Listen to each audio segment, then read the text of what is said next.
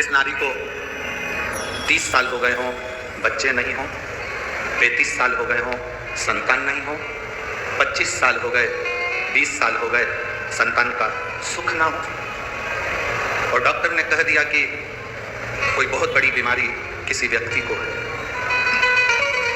रोग बड़ा, बीमारी बड़ी है, और उस बीमारी का कोई हल, उस रोग का कोई हल नहीं दिख रहा, कोई हल नजर, कोई हल दिख ना रहा। तो वैशाख महीने में शिव सप्त तीर्थ का एक अनुष्ठान अपने जीवन में जरूर करें।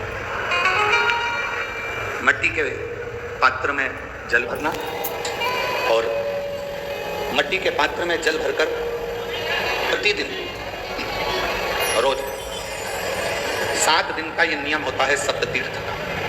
सप्त बस विराम जो है उसका प्रदोष के दिन होना चाहिए।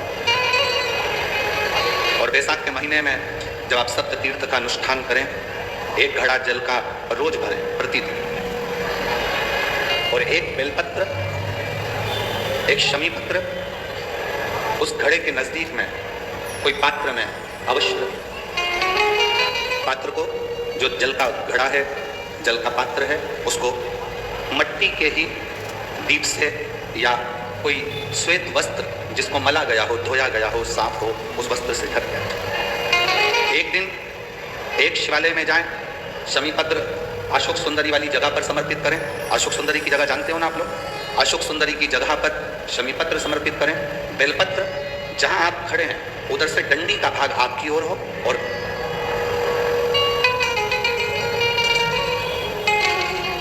जहां आप खड़े हैं वहां डंडी का भाग आपकी ओर हो, और बेलपत्र शिव जी को समर्पित करा जाए। फिर जो मट्टी के पात्र में जल है वो भगवान शंकर को अपनी कामना कर कर शिव जी को समर्पित करो। संतान के लिए कर रहे हो तो वहीं से जल को एक कटोरी में, एक पात्र में झेल लीजिए।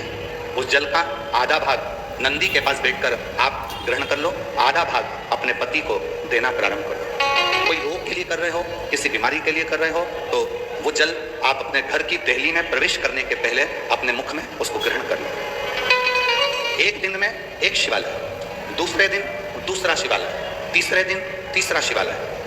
अगर अपने नगर में, अपने गांव में, अपने क्षेत्र में 7 शंकर के मंदिर नहीं हो, यदि अपने गांव में, अपने नगर में, अपने क्षेत्र में 7 शंकर के शिवालय नहीं हो, तो मिट्टी का शिवलिंग बनाकर उस पे चढ़ाओ, पर रोज एक शिवालय अलग होना चाहिए। प्रतिदिन प्रदोष के दिन जब आप इस सप्त तीर्थ का विराम करेंगे, उस समय पर जल, जब प्रदोष काल आए, प्रदोष काल का जब समय हो जल चढ़ाओ सुबह, और प्रदोष काल का जब समय हो उस जल का पान उस प्रदोष काल में कर लेना। प्रदोष काल में उस जल को शंकर का पंचाक्षर मंत्र नमः शिवाय, षडाक्षर मंत्र ओम नमः शिवाय या श्री शिवाय नमस्तुभ्यं बोलकर प्रदोष काल में उस जल का पान करें।